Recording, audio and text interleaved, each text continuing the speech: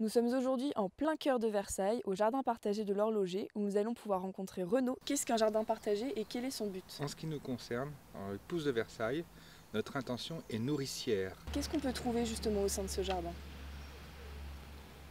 On va trouver en fait des légumes de saison, des légumes locaux. On ne cherche pas à faire dans l'original.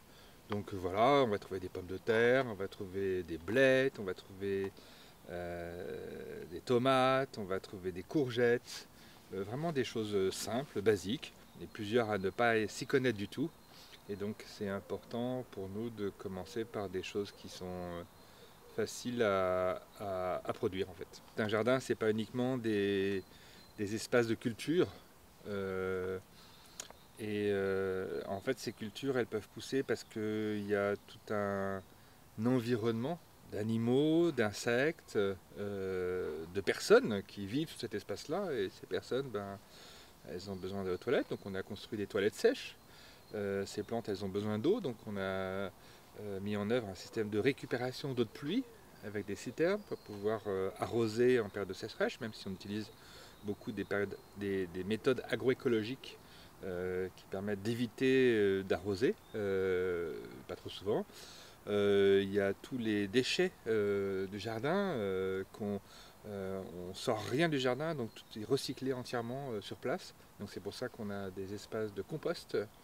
Et pour la biodiversité, on a des hôtels insectes et on a aussi une mare qu'on a mis en œuvre parce que nous avons la croyance qu'en diversifiant les lieux de vie, du vivant, ça favorise la biodiversité. Cette biodiversité est favorable en fait à nos cultures. Comment s'organise le jardin justement? Qui en est à l'initiative?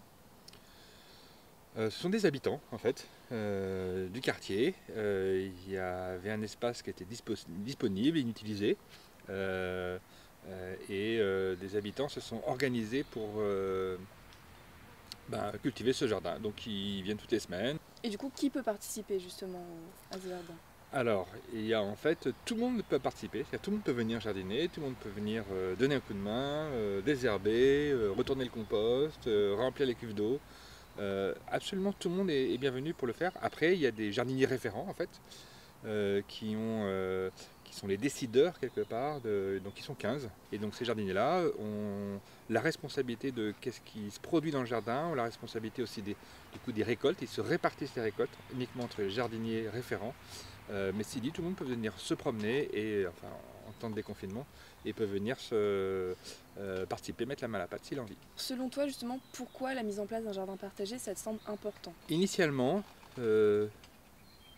pour moi, il était important de retrouver une capacité à ne plus être dépendant de l'extérieur pour ma nourriture.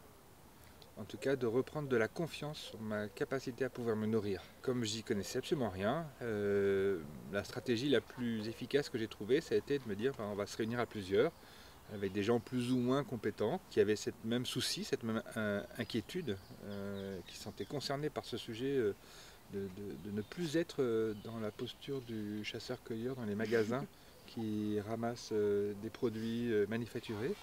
Et donc d'être confiant sur le fait que j'allais être en capacité de pouvoir me nourrir. Pour toi, est-ce qu'il y a des points essentiels pour le bon fonctionnement d'un jardin partagé? Souvent les gens ils me demandent oui mais comment tu as trouvé l'espace, ou comment tu trouves les gens, ou comment tu trouves les techniques. En fait c'est aucun de ces problèmes-là.